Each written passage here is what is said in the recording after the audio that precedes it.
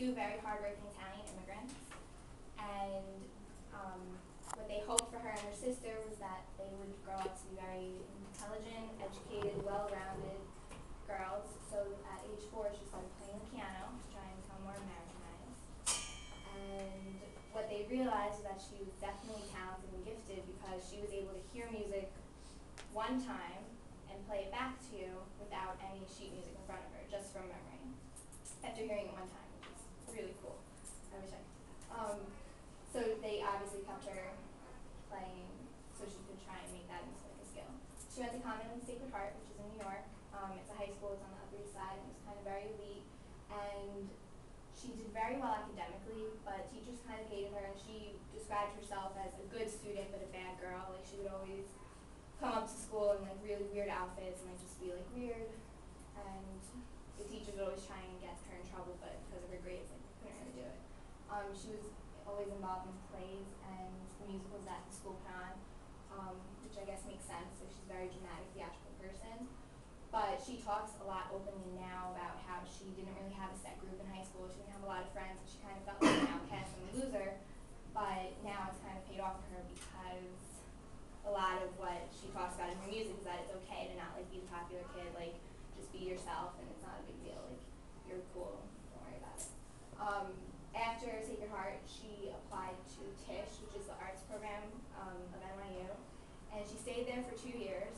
And she really wanted to focus on her music career, so she went to her parents and told them that. And her dad told her he would pay her New York City rent for 1 year if she wanted to take time off to work on getting a record deal. And if she didn't get a deal in 1 year, then she had to go back to school. So she dropped out of school to pursue her career. And at age 19 was almost immediately signed by Def Jam Records, and then almost immediately dropped within 3 months. But she started working with a freelance producer named Brittan, and they made her first song ever in studio recording. It was Boys, Boys, Boys, which was a play on a Motley Crue song, Girls, Girls, Girls. And she like really tried to pay homage to like the kind of like 70s and 80s glam rock era.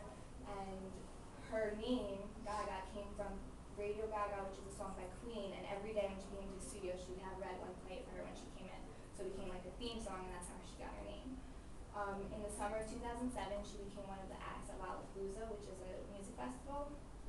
And when she was there, she got discovered by Interscope Records, which then picked her up and signed her as a music publisher, which is different from a recording artist. So basically what she was doing as a publisher was writing other people's music. So obviously she's a pop artist, and she was working for Britney Spears, New Kids on the Block, Fergie, and Pussycat Dolls. So she wasn't writing her own, she was writing her own music, but no one was buying it. In 2008, she flew to LA to finalize The Fame, which was her debut album. And once it dropped, she kind of became famous like right off the bat.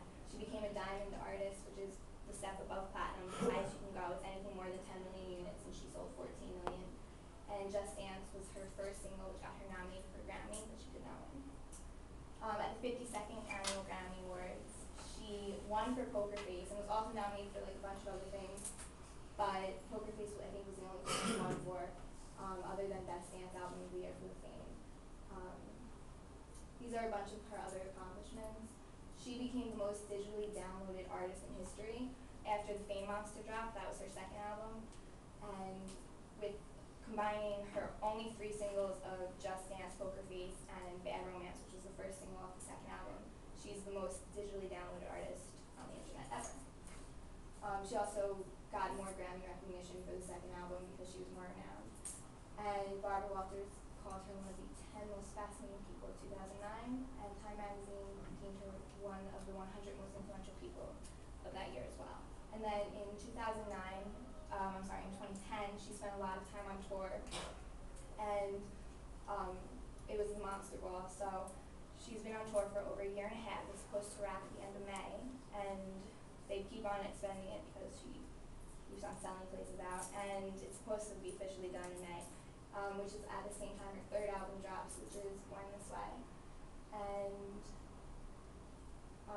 as you can see, like, a lot of people think she's kind of like inspiration, because a lot of the message in her music is to be yourself, and just that it's okay that you're not popular, but you're not.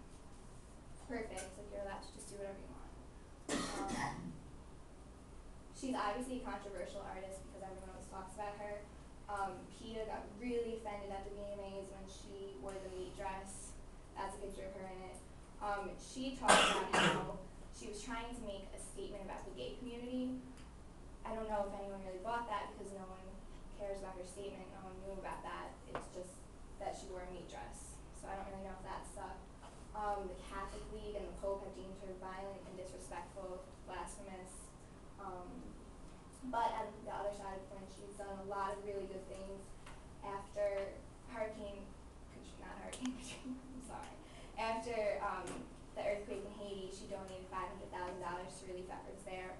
And more recently, after the tsunami in Japan, she's donated $1.5 million of her own money, scheduled a benefit concert where all the profits from the tickets, anything bought that day, and anything bought that day on her website will go directly to the Red Cross in Japan.